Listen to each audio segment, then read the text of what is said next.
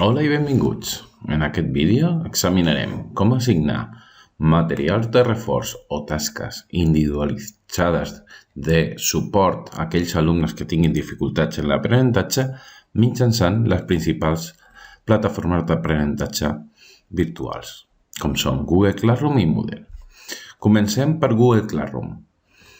La veritat és que és la principal avantatge que té Google Classroom davant de Moodle. És molt senzill assignar treballs individuals en Google Classroom. Fixem-nos. Actualment en el meu Google Classroom tinc un professor, que sóc jo mateix, i dos alumnes, el José i el Daniel Guerrero, que són els dos meus companys formadors. Si jo accedeixo a treball de classe, selecciono qualsevol dels continguts que hi ha aquí, menys el tema, per exemple, un material, poso exemple de material reforç. Només ens hem de fixar que en aquest selector, que el primer serveix per seleccionar totes les Classroom que jo tinc com a docent, hi ha una opció que posa tots els alumnes. Si jo la desplego, puc seleccionar que vagi a tots els alumnes o només als alumnes que jo esculli. En aquest cas, al Daniel Guerrero. Quan jo publiqui aquest material, que m'he deixat aquest material, només anirà a l'alumne o conjunt d'alumnes que jo esculli. El mateix passaria amb les tasques o qualsevol dels altres recursos que jo he generat. El publiquem i, com podem veure, aquest material només hi ha un alumne, que és el Daniel Guerrero.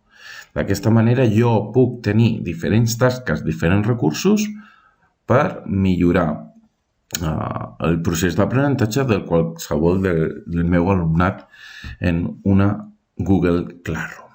Com podeu veure, és molt senzill. Anem a veure la diferència amb Moodle. Moodle és una miqueta més complex.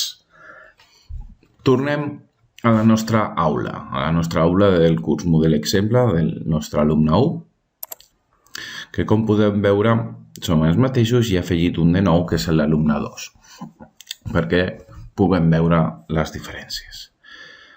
Anem a veure les diferents opcions que tenim per tal de fer el mateix que hem fet amb Google Classroom. Si activem l'edició, podem afegir un nou recurs o activitat i seleccionarem qualsevol de les que tenim aquí. Escolliré pàgina, que és de les més senzilletes, i posaré el mateix. Exemple de reforç del que sigui necessari. Podem posar una descripció i els continguts que nosaltres vulguem. Una vegada l'hem generat, haurem de seleccionar restriccions d'accés. Si seleccionem restriccions d'accés i després afegim una restricció, podem seleccionar per data, qualificació, perfil d'usuari o conjunt de restriccions. Ara mateix, l'únic que podem seleccionar és perfil d'usuari. Escollim un camp del que nosaltres coneguem, en aquest cas nom, i aquí li posarem que és igual a alumne 2, per exemple, que és com es diu el nom, el camp del nom que té assignat l'alumne 2. Afegim aquesta restricció, podríem afegir unes altres, per exemple, fixeu-vos que és un i, llavors aniríem afegint aquestes restriccions. Si deixem el curs, fixeu-vos que l'exemple de recurs surt així, en gris, una miqueta, i posa que està restringit. No és disponible llevat que es donin totes les condicions següents. El vostre camp de perfil nom sigui alumne 2. Llavors, a aquest exemple de reforç només podrà accedir a aquell que és alumne 2. Aquesta seria la primera manera de poder fer aquestes tasques o materials per un alumne. Però què passaria si en Moodle tinc un conjunt d'alumnes que necessiten aquesta tasca? Llavors es complica una miqueta més. Necessito generar grups. Per generar grups he d'anar a la rodeta de configuració del curs, accedir a més i posteriorment a la secció usuaris, on m'apareix l'opció de grups. Crear grups és molt senzillet, com podeu veure.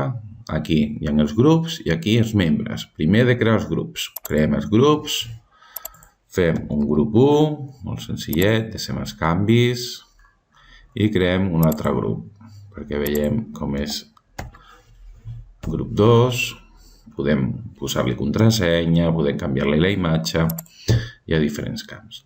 Una vegada tinc els grups conformats, puc afegir diferents participants. Selecciono un grup, vaig a afegeix, suprimeix usuaris i en el grup 1 ficaré el José, el Guillermo i el Dani. Fixeu-vos que no estic introduint a l'alumne 2, ho veieu? L'estic deixant fora, aunque sigui professor editor, és indiferent. Tinc aquests que formen part d'aquest grup. Ja els tinc, fixeu-vos que surt un número, 3, i surten els participants. En el grup 2, en principi, el deixo en blanc. Ja tinc dos grups. Tornem al curs. Us en recordeu que aquí abans hem posat aquesta restricció, que era per nom de perfil, una miqueta complicat. Llavors, anem a veure com es faria ara. Tornem a generar un recurs de pàgina i posem un exemple d'ampliació per grups. Podem posar una condició i aquí el contingut que sigui necessari. Ara, en restriccions d'accés, fixeu-vos que ens ha aparegut un nou camp disponible, que és el grup. Si accedim al grup, podem triar dels que hem generat el que vulguem, grup 1 o grup 2, i això significa que els estudiants pertanyents al grup 1 podran accedir a aquest recurs, els altres no. Veiem com queda. Deixem els canvis i fixeu-vos, exemple d'ampliació per grups no disponible llevat que es donin les condicions següents, pertany al grup 1. D'aquesta manera, una miqueta més enrevessat i feixuc que en Google Classroom, puc aconseguir fer tasques de reforç. Anem a comprovar que això és cert i que l'alumne 2 podrà entrar a aquest exemple de reforç i no veurà en cap moment l'exemple d'ampliació per grups. Sortim de la plataforma com a alumne 1 i tornarem a entrar com a alumne 2. Alumne 2 i la seva contrasenya. Podrem veure que l'alumne 2 té el seu perfil, alumne 2, d'acord? Li he afegit aquest Batman Tux perquè es vegi molt diferent a l'altre i que podem accedir al curs Moodle Exemple perquè està matriculat. Accedim. Ell no té l'opció d'activar edició perquè és un participant i totes les configuracions que he fet, com podeu veure, d'acord, surt aquí que no té cap restricció perquè és exemple de reforç i puc entrar. Perfecte. I en canvi l'altre té una restricció i no puc entrar. Ho veieu? No puc entrar. Per fer que s'amagui o que no aparegui és una miqueta més complicat perquè s'hauria d'utilitzar grups separats i agrupaments, que Moodle permet això de que això no es contempli a nivell de visualització. D'aquesta manera en Moodle puc fer l'assignació individual, tant per a alumnes com per grups. Jo en Moodle recomano utilitzar grups sempre. En Google Classroom és molt senzill i és una eina molt potent per tal de donar suport, fer ampliacions, afrontar les dificultats d'aprenentatge dels nostres estudiants, tant des de Google Classroom com des de Moodle. Això és tot. Fins la propera!